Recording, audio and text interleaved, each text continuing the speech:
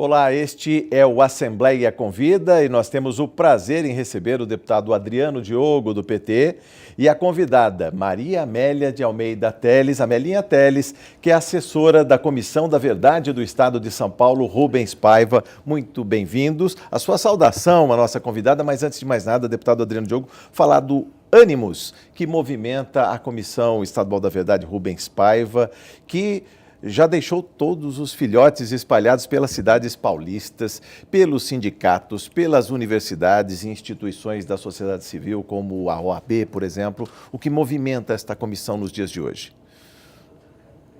Bom, Jorge, Amelinha, se eu te disser, se eu puder fazer um resumo, eu diria que a Comissão Estadual da Verdade não envergonhou o Rubens Paiva, a memória dele, a família dele e nem a nenhum brasileiro, né? A Comissão Rubens Paiva estadual, ela tem uma característica. Ela é uma comissão militante. Ela é formada em quase sua totalidade, dentro da sua pequena estrutura, de gente que viveu a ditadura, né? Praticamente todo mundo. Então, que era uma regra, que a lei que criou a Comissão Nacional da Verdade, tinha uma regra, veja se tem cabimento, uma regra que era assim, não pode ter nenhuma pessoa ligada à família, ligada né? a familiares, que Sim. tem alguma coisa que ver com o período da resistência, né? Quase como um antídoto de veneno de cobra, nós fizemos exatamente ao contrário. A nossa comissão teve duas características. Dar publicidade a todos os fatos, Sim. com apoio desta TV, e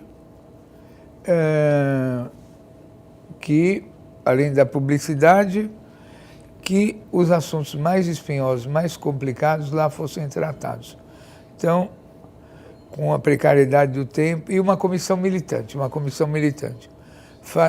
constituída pelas pessoas envolvidas no caso. Sim. Então, fizemos a lição de casa. Amelinha, um comentário. Olha, essa Comissão da Verdade, ela foi pioneira, né? Ela foi antes da Comissão Nacional da Verdade. Essa aqui, eu acho que ela teve esse papel histórico, assim, de impulsionar esse movimento pela memória, pela verdade e pela justiça.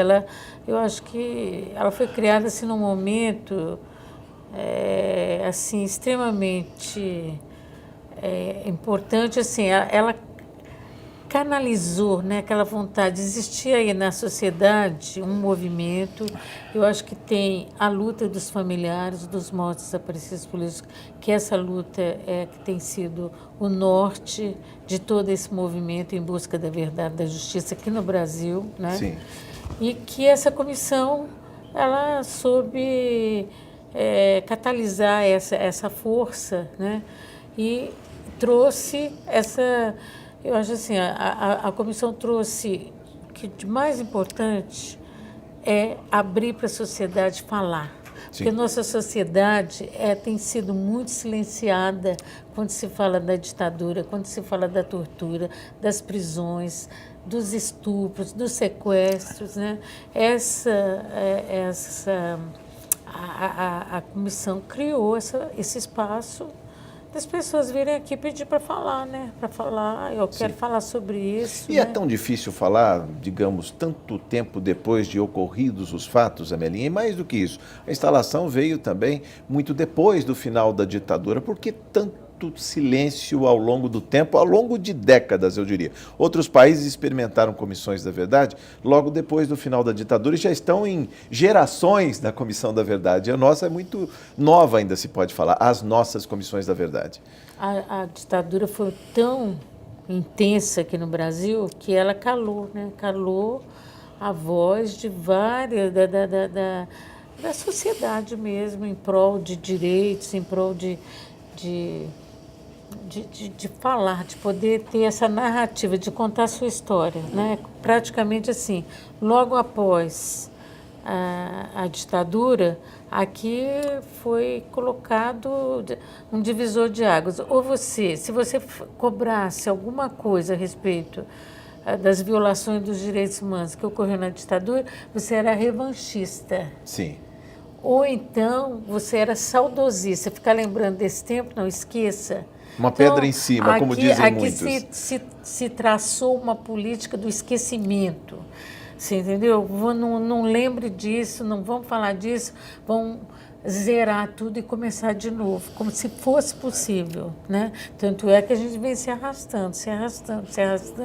E quando vem uma comissão da verdade, como é que as pessoas que já estão velhinhas, que já se passaram anos e anos, como você falou, 40 anos, a gente ouve aqui as histórias de 40 anos ou mais, né, do ocorrido. Quer dizer, quase meio século, gente, que passou. É muita coisa, né, na história, não é? Muita coisa. Muita coisa. E as pessoas têm necessidade muita coisa de falar, na história das cobrar, pessoas, né? Na história dos países nem não, tanto, mas... Da humanidade não, mas das pessoas Sim. Meio século. Né? Perfeitamente. E nós estamos falando dos acontecimentos de meio século. E você vê que é tão necessário falar disso que mobiliza, né? Mobiliza. Sim. Eu acho que tem um momento assim, quando no dia 31 de março, se fez aquele ato dentro do DOI-CODE, do antigo DOI-CODE, né? Felizmente não é mais o DOI-CODE. Muito, né? Concorrido, por sinal, nossa, lotado de muita gente jovem, juventude lá abraçando aquele espaço. Como foi importante aquilo? Eu acho que aquele momento talvez tenha sido o momento mais impactante para mim. Ver. Assim, falar, ouvir, sentir pessoas de várias gerações... e falar por meio da cultura também, não é? Da arte, menos discurso, né? E mais da ação. Da arte, da música, né? Do vídeo, mostrando ali o que aconteceu ali naquele território ali físico, né? Naquele espaço. Sim. Quer dizer, quando eu que passei por aquele espaço, o Adriano passou, né? Que nós ali era um lugar de morte, de silêncio, de grito de dor, de grito de desespero, e você poder fazer uma atividade cultural, lembrando os 50 anos do golpe, eu acho que foi assim um momento que fica na história, viu? Acho que traz um novo compromisso, né, na sociedade, naquelas pessoas que ali estiveram, né?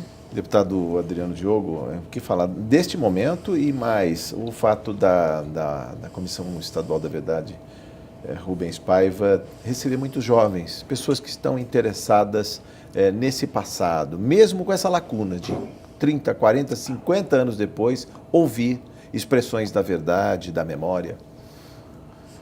Jorge, eu acho que eu não tinha ideia, não tinha dimensão. Esse tema, quando foi em 1985,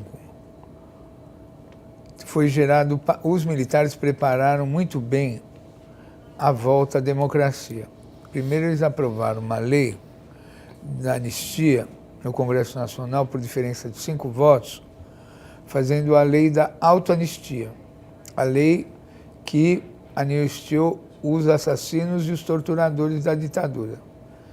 Isso em 79. Em 85, quando eles impuseram ao Brasil o presidente da República, que era para ser o Tancredo morreu, aí tinha que ser o Ulisses Guimarães, eles não quiseram o Ulisses Guimarães, e eles impuseram o Sarney, mesmo depois do movimento das diretas, que foi o maior movimento no fim da ditadura, os militares impuseram o Sarney.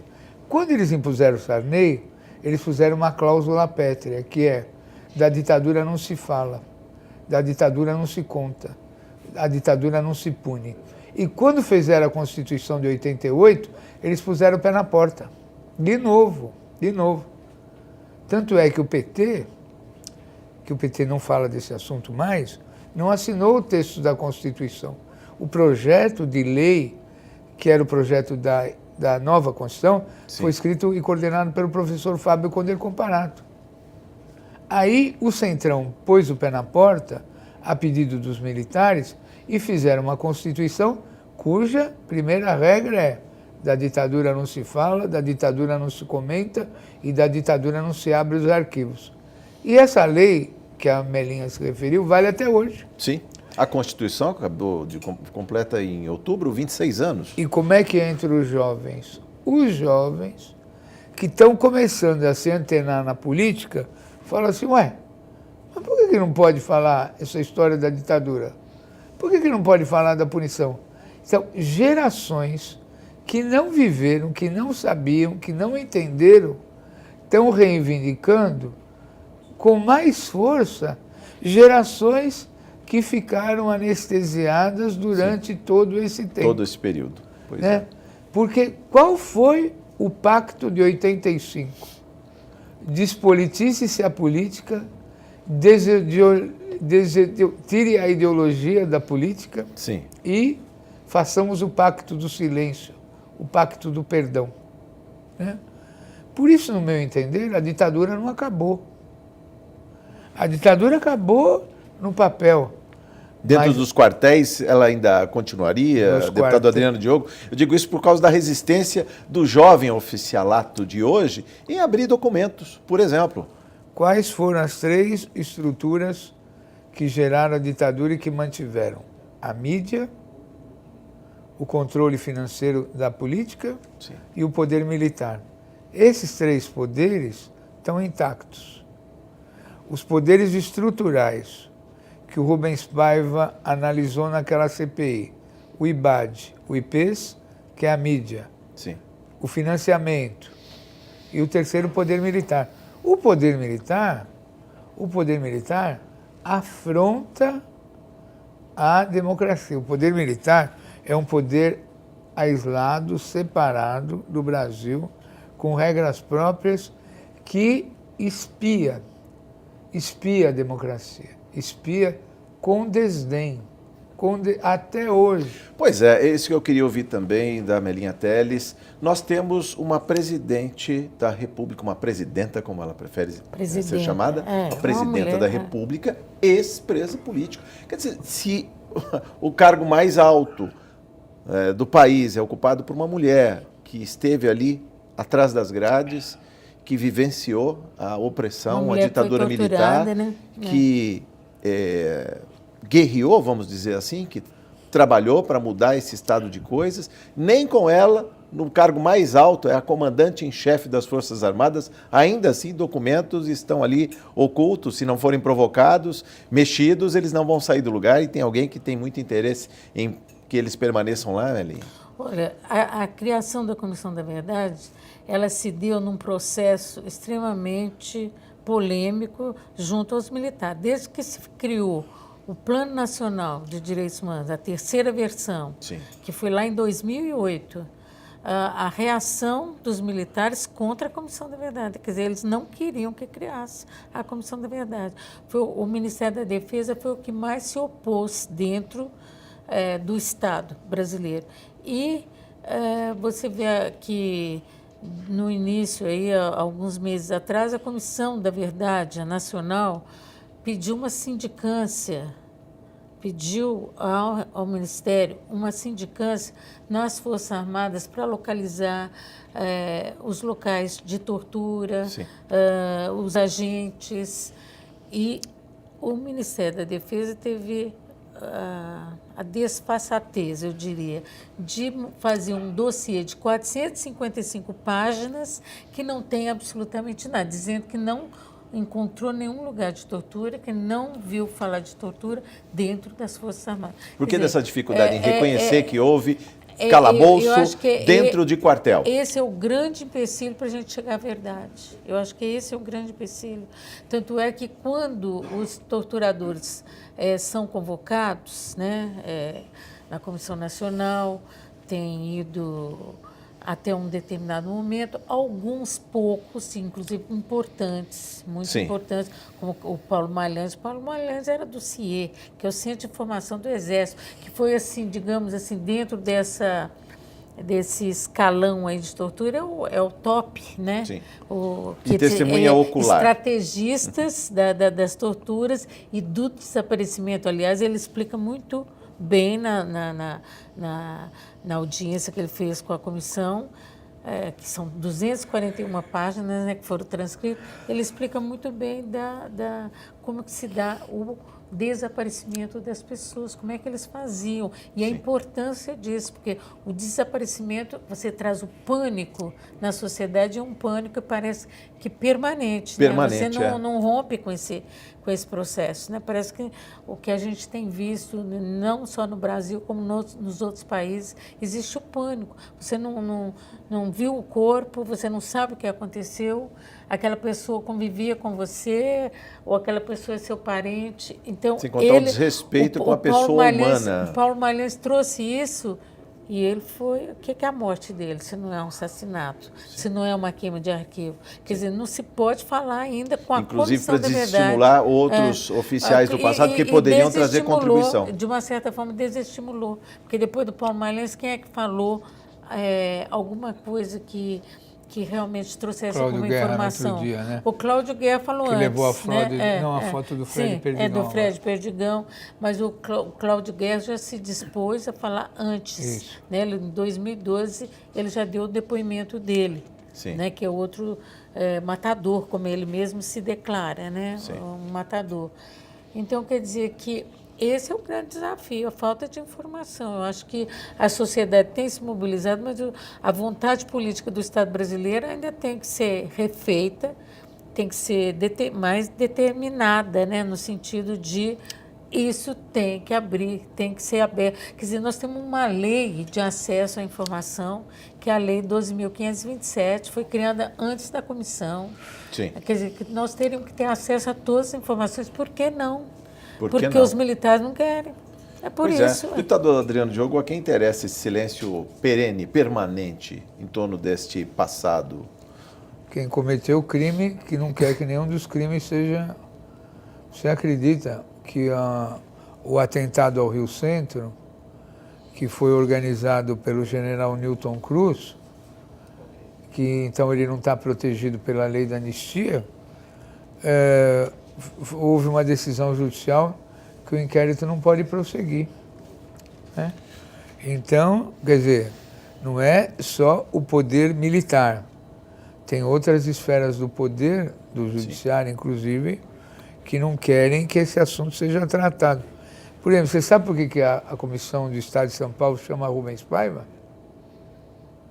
Porque a Vera Paiva foi convidada para ir a Brasília numa cerimônia dias antes. A Vera Paiva, filha do Rubens Paiva, foi convidada para ir a Brasília dias antes da Comissão Nacional da Verdade ser instalada, e os militares a proibiram de falar na cerimônia.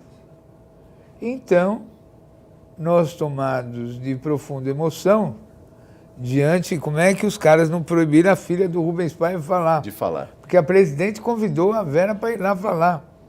Aí os militares falaram, não, se ela falar, nós vamos criar um tumulto. Nós trouxemos a Vera para São Paulo, botamos o nome de Rubens Paiva e ela leu o texto que ela não pôde ler em Brasília. Sabe como é que o Paulo Malhães foi morto? Os caras entraram da casa dele e esganaram ele. Ficaram 7 horas interrogando ele e arrancaram a cabeça dele.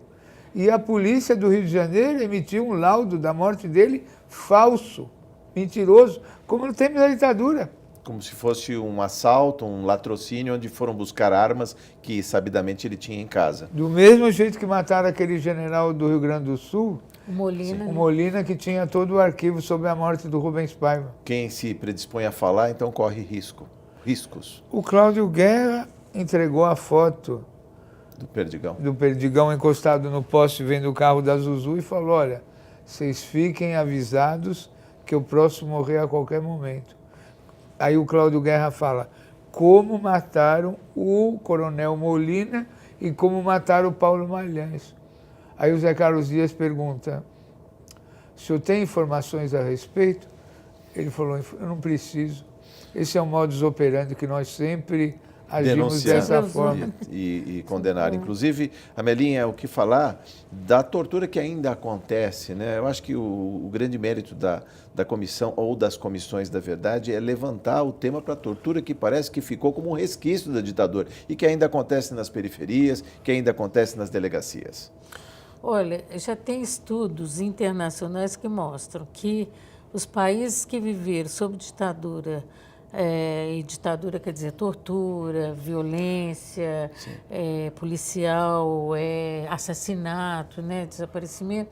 Se não esclarece os crimes, ficam eles impunes. Se repetem, não esclarece, não... É um convite à impunidade. A impunidade e o não esclarecimento dos crimes. Quer dizer, você não traz à tona a verdade dos fatos. Sim. E não traz a justiça. Porque o Estado tem que dizer, ó, isso aqui aconteceu, nós somos responsáveis, porque os agentes do Estado representam o Estado, somos responsáveis, mas isto não pode mais acontecer. Então, vamos punir para que não aconteça mais. É uma forma de prevenir que isso aconteça. Isso não aconteceu no Brasil, né? No Brasil, eu tenho assim até... falo até com uma certa tristeza que a única ação que teve e que teve um prosseguimento, a ação declaratória de que o Carlos Alberto Brilhante Ustra, que era o comandante aqui do DOI-CODE, quer dizer, responsável por pelo menos 70 assassinatos aqui na cidade de São Paulo, ele é torturador. Mas, quer dizer, o Estado tem que ser provocado ainda por uma família para dizer isto, que o Ustra é torturador. O Estado tem que apurar esse crime. Isso mostra que a nossa democracia também ainda é frágil nesse sentido, em esclarecer a verdade, né? Os fatos, inclusive a figura do perdão oficial, que parece que é tão cara às famílias, mais do que qualquer tipo de indenização, Amelinha. O pedido de perdão só faz sentido, é muito caro para as famílias e é uma decisão da sentença da Corte Internacional de Direitos Humanos, que ela pede para localizar os restos mortais, esclarecer as circunstâncias, dar a dignidade, responsabilizar e processar os agentes, mas o Estado tem que pedir perdão a essas famílias e à sociedade pelos crimes que cometeu durante a ditadura. Mas isso as famílias entendem que só pode ser feito de forma digna, de forma concreta, quando esses crimes estiverem apurados, né, e punidos seus responsáveis. Aí faz sentido você concluir esse momento com um perdão oficial. Com um perdão oficial, Sim. Que está fazendo falta, faz falta. Só para fechar esse bloco, deputado Adriano Diogo, sobre essa questão da dificuldade do Estado em reconhecer e pedir perdão. Não, eu acho que não é só pedir perdão, eu acho que pedir perdão é fundamental, mas o maior perdão, primeiro, é mudar o atestado de óbito, que até hoje os atestados de óbito são falsos. Segundo, abrir os arquivos.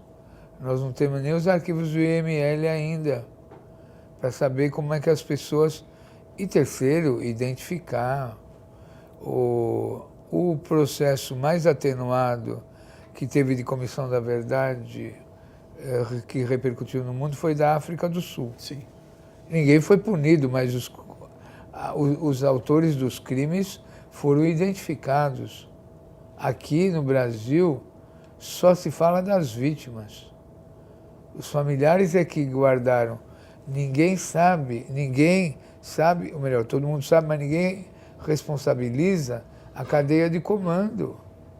Que é onde se quer chegar, não é? O general Ustra continua como general, com todas as suas medalhas, suas estrelas. Com as suas estrelas, com as suas aposentadorias, com as suas pensões, bem como todos aqueles que ele comandava aqui em São Paulo. O delegado Dirceu Gravina é do DEINTER, de Presidente Prudente. É uma das maiores autoridades estaduais. Da polícia. Da Polícia Estadual de São Paulo, não acontece nada. Bom, no próximo bloco vamos conversar mais sobre esse balanço da Comissão da Verdade do Estado de São Paulo. Rubens Paiva, voltamos em instantes.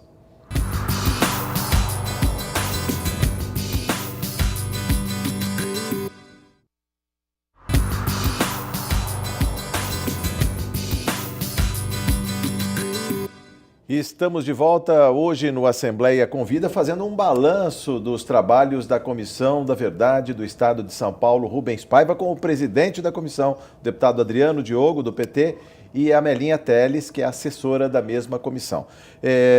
Amelinha, Vamos falar sobre alguns números da Comissão Estadual da Verdade. Realização de 134 audiências. Os casos de mortos e desaparecidos, no total de 168, pelo menos 124 tiveram audiências. Depoimentos colhidos, mais de 800 pessoas foram ouvidas, segundo relatos, e além das publicações, a sentença da Corte Interamericana sobre o caso Araguaia e o Bagulhão. Vamos explicar, antes de mais nada, até pela curiosidade do nosso telespectador, o que vem a ser o Bagulhão, Amelinha? Bom, o Bagulhão é um documento, uma carta que os presos políticos, em 1975, que estavam cumprindo pena no presídio Romão Gomes, do Barro Branco, sim, lá na Zona Norte, né, aqui em São Paulo, eles escreveram uma carta ao presidente da Ordem dos Advogados do Brasil. Por quê? Porque o presidente tinha feito um comentário alguns dias antes, ou alguns meses antes, sobre que ele nunca tinha tido nenhum caso de tortura assim, concreto, que se falava em tortura, mas ele nunca tinha recebido nenhuma denúncia concreta. Aí os presos, então, fizeram essa carta. Essa carta é muito importante, é um documento histórico, né? Porque eles estão ali na mão da repressão, eles estão cumprindo pena e eles vão denunciar todos os métodos de tortura pelos quais eles próprios passaram, entendeu? São 35 presos, homens, porque ali era um presídio masculino. Sim. Eles vão falar, inclusive, de algumas torturas que eles viram serem feitas em mulheres e vão dizer a situação de alguns presos, denunciar os desaparecimentos ou assassinatos que eles assistiram e vão denunciar 233 torturadores pelos quais eles passaram. Dando nomes. Nomes ou codinomes ou nome usado no local. Porque, por exemplo, o Calandra, nesse bagulhão, nesse documento, ele está escrito como Capitão Birajara, que ele era conhecido lá na UBAN, ele era um cara que trabalhava muito junto com o Ustra, né? O Carlos Alberto Ustra, o comandante. Ele até dava ares de vice-comandante, né? Às vezes ele tinha esse comportamento. E nós descobrimos o nome do Aparecido Laes Calandra, que é o mesmo Capitão Birajara, anos depois. Quer dizer, no documento ele não tem esse nome, ele está como Capitão Birajara. Mas é o documento do momento, 233 torturadores. Essa carta, ela finaliza no dia 23, quer dizer, no dia 23 de outubro, mais do que finaliza, ela é encaminhada para o presidente da Ordem, 23 de outubro de 1975. 2 dias depois, o Vladimir Herzog é assassinado dentro do doicote, vítima daquelas mesmas torturas que esses presos estão denunciando.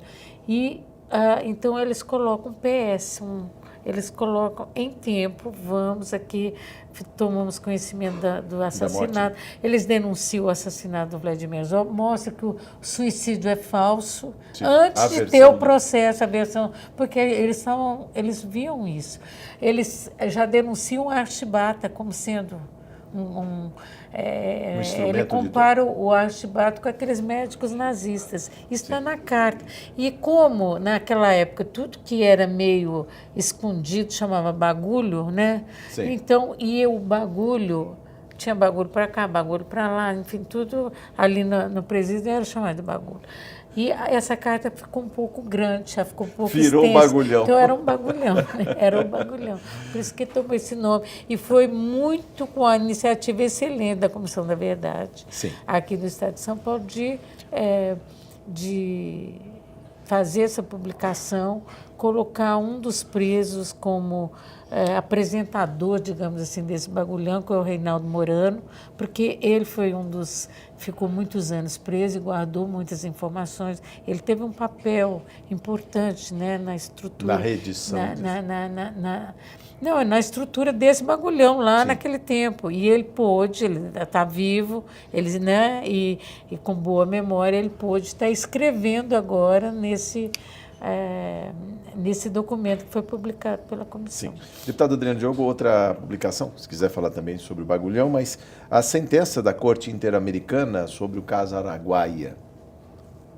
Por que desta publicação aqui por São Paulo e a condenação, inclusive, né, do Brasil? Porque foi uma conquista importantíssima, né? Imagina você, uma corte interamericana se pronuncia se deve haver não punição aos torturadores e se a justiça brasileira tem o direito de arquivar os casos e interromper a investigação dos mesmos. No caso dos crimes de desaparecimento, aqueles crimes conexos, crimes permanentes, como o Ministério Público Federal chegou a apontar, ou seja, que eles não deviam estar cobertos no guarda-chuva da anistia, é isso, deputado? Porque os cadáveres estão insepultos, Sim. Os corpos não foram identificados e não foram localizados até hoje, então não cessou o crime. Não está resolvido. Por isso que tem que saber, primeiro, onde está enterrado. Onde está enterrado, onde está escondido, Sim. ou como no caso da Serra das Andorinhas, como é que eles foram incinerados e que forma foram incinerados pelo coronel Curió. Mas a sentença da corte, que nós fizemos questão, foi o marco legal fundamental para que o Brasil conseguisse a criação da Comissão da Verdade. Sim.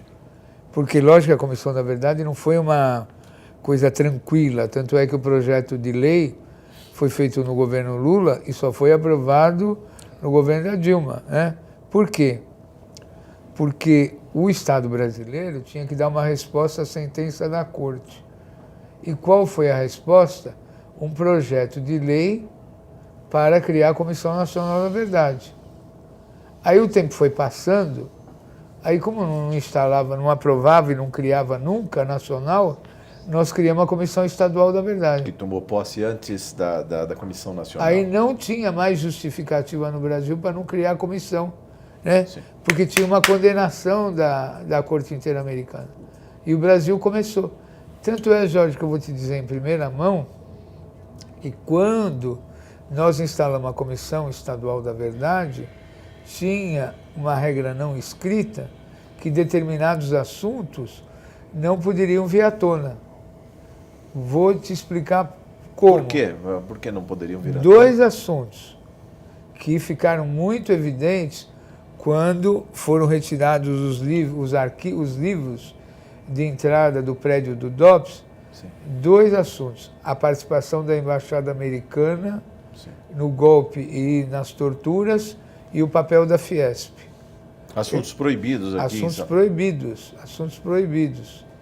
Como é hoje essa dificuldade enorme que nós temos de investigar o papel das empresas, não Sim. na organização do golpe. Mas no financiamento. Durante a ditadura, sim, o financiamento da tortura, que era cara, tinha um custo, e esse custo era pago por esses empresários. Exatamente. Eles faziam a caixinha, o pro labore.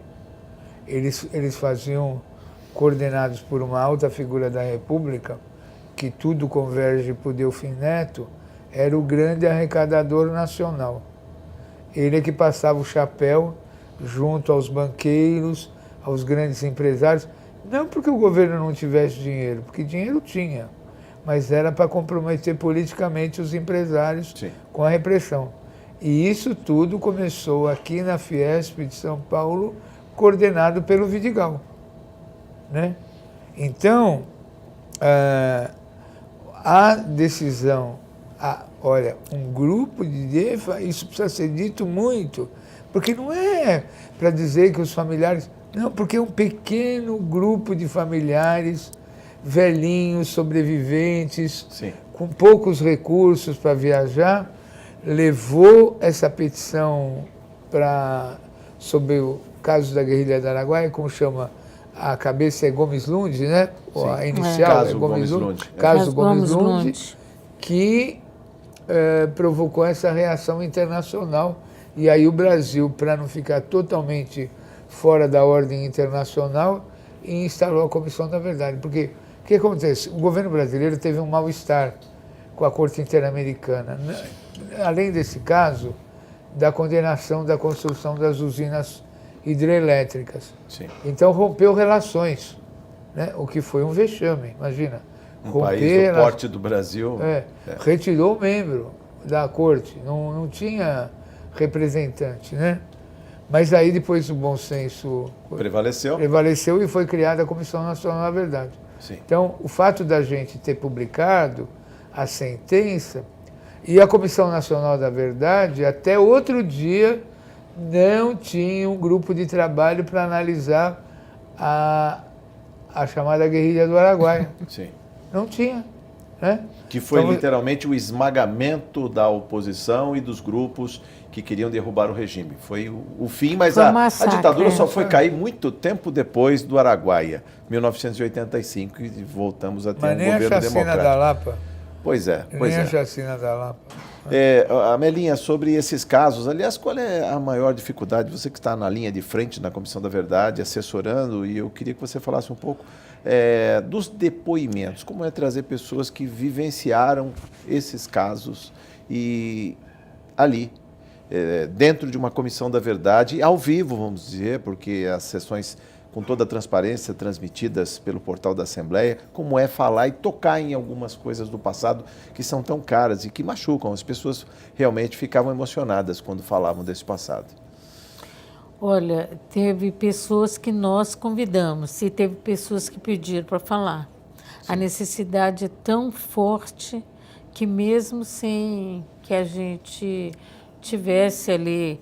Eu acho que tem um caso assim que é impressionante, que é o caso da Eugênia Zerbini, que ela veio aqui, a filha da Terezinha Zerbini, filha do general Zerbini, que foi um dos 4 generais caçados, né, logo no momento do golpe, em 1964, que ela veio contar do estupro que ela sofreu dentro do doicode, pelo oficial do dia, né? Ela conta isso, ela tinha 16 anos quando a mãe foi presa, a Terezinha Zerbini, que foi uma grande lutadora pela anistia política aqui nesse país, né? Naquele período, e a filha foi lá levar uma sacolinha com as roupas para a mãe, escova de dente, porque a mãe não voltou, porque a UBAN foi lá, o doicode, que chamava UBAN, né? Sim. Naquele período também se confundia. Às vezes era Operação Bandeirantes, às vezes doicode, mas é tudo a mesma coisa. Mas não, buscou a Terezinha Zerbini e disse que ela ia dar um depoimento e depois voltar para casa, mas ela não voltou. Não voltou. Então a filha foi até a unidade. Doicode, e ela pede, olha o que a filha pede. A filha aprendeu com o pai que quando você chega numa unidade militar, você pede para falar com o oficial do dia. Então ela queria entregar a sacola com roupas para o oficial do dia. O oficial do dia a trancou dentro de uma sala e a estuprou. E isto ela tem bem forte na memória, que ela traz isso aqui no depoimento. 13 de fevereiro de 1970, às 15 horas. Ela quer saber quem que era o oficial do dia, do doicode, do 2º Exército, no dia 13 de fevereiro de 1970, às 15 horas. Até hoje nós não conseguimos essa resposta. Descobri. Se foram capazes de fazer isso com a filha de um general... De um general, olha, e ela guardou durante mais de 40 anos, eu fiquei, assim, muito emocionada com esse depoimento, porque quando ela fala, ela tenta dar uma de militar até, né? Ela fala dura, tal, porque ela não consegue falar... Ela tenta esconder a emoção dela para poder falar de um assunto tão grave, delicado, tão forte, tão pesado, tão violento. Aí eu vou lá para abraçá-la, ela desmonta. Ela chora no meu ombro e ela fala, eu não quero acabar esse abraço, eu preciso dele para sempre. Ela fala isso comigo, porque é isso que eu acho que a Comissão da Verdade conseguiu, dar um abraço para sempre nas pessoas que tivessem os direitos violados. E acho que a gente foi chamando, teve pessoas que não tiveram coragem, ainda tem gente para falar, porque teve gente que não teve coragem de falar. E tem gente que vem, tenta falar e não consegue. Não consegue. Aliás, não consegue, o silêncio foi, para alguns, até uma chave para mostrar o quanto está constrangido até hoje, 40 anos depois. Não consegue. A pessoa vem aqui, Jorge, e trava, literalmente. E começa a elocubrar, né? Digamos, ela fala e não consegue falar o que tem que ser falado, porque ela está ainda traumatizada. Quer dizer, nós temos uma sociedade traumatizada por essa violência do Estado, entendeu? E como superar isso, Amelinha? Depois eu pergunto para o deputado Adriano Diogo, como superar esse trauma? É possível em algum tempo? Porque se as comissões da verdade estão aí trabalhando, aliás, elas caminham por um relatório da Comissão Nacional da Verdade, como superar essa fase e continuar aquele ciclo de memória, verdade e justiça? Eu sou uma pessoa que eu acredito muito na força da vida que a gente carrega, né? Cada um de nós carrega.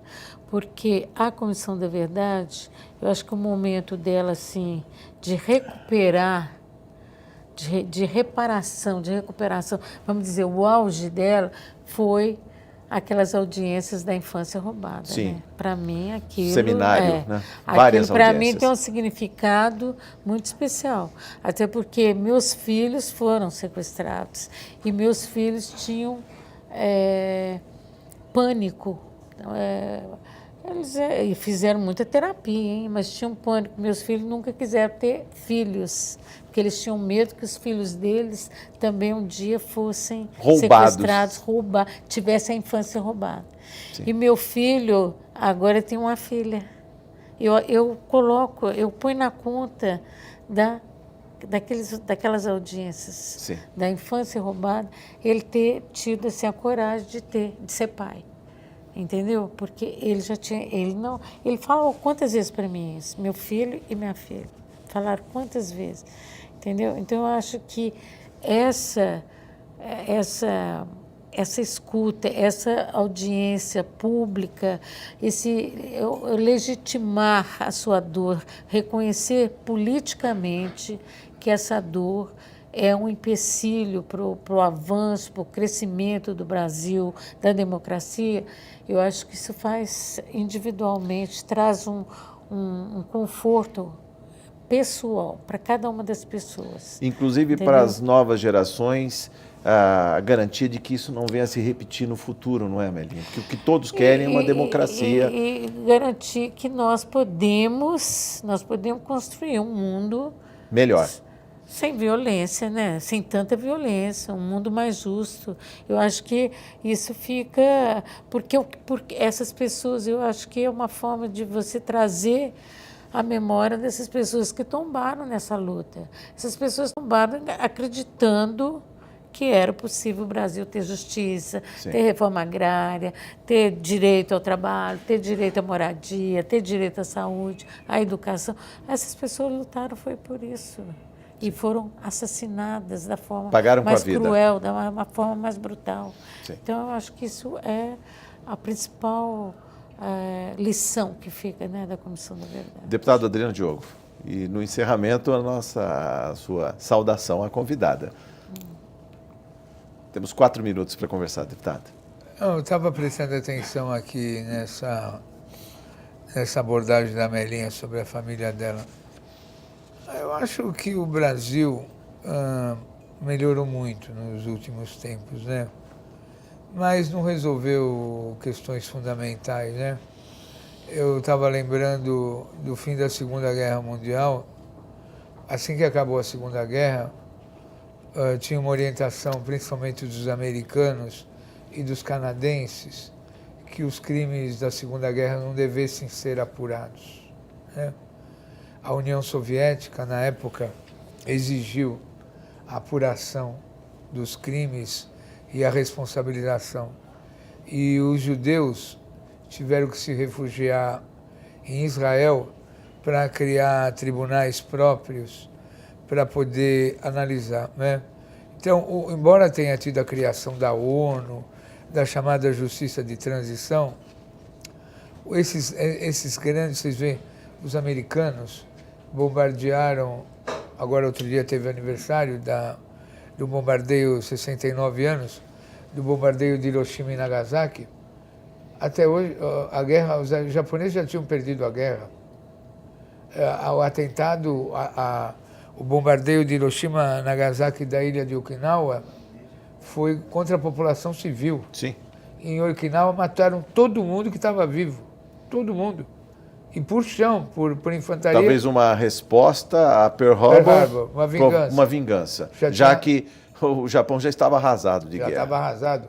Não, e ainda prenderam o imperador e fizeram dar uma declaração pública na televisão. Pedindo perdão, né? Humilharam o povo japonês. Então, eu acho que tem essa cultura militar que no Brasil não está resolvida, né? Porque tem gente que fala assim, nós vencemos, nós vencemos. Não, realmente o povo brasileiro achou um jeito de maneira cordial, falar que restabeleceu-se a democracia. E tal, e que a verdade prevaleceu, a justiça... Não teve nada. Então o ciclo não está completo. Não. Memória, verdade, justiça. Só estamos na memória, chegamos nem na verdade. Justiça, essa daí não está prevista.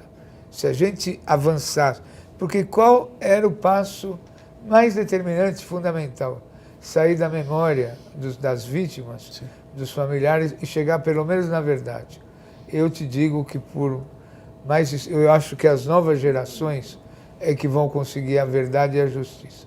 Espero que eles tenham força e energia para transformar esse país num país civilizado. Enquanto não houver justiça, não tem processo civilizatório, não tem democracia. Só faltou a sua saudação à Amelinha Telles, a nossa convidada de hoje. Ainda bem que a comissão tem a Amelinha, né? Aqui tem militância, aqui tem compromisso. Aqui não é uma comissão técnica, aqui é uma comissão militante. Aqui não tem detector de metal na porta de entrada da comissão. É tudo feito... Com total transparência. Total transparência, não tem segredo. O único segredo foi imposto pela ditadura.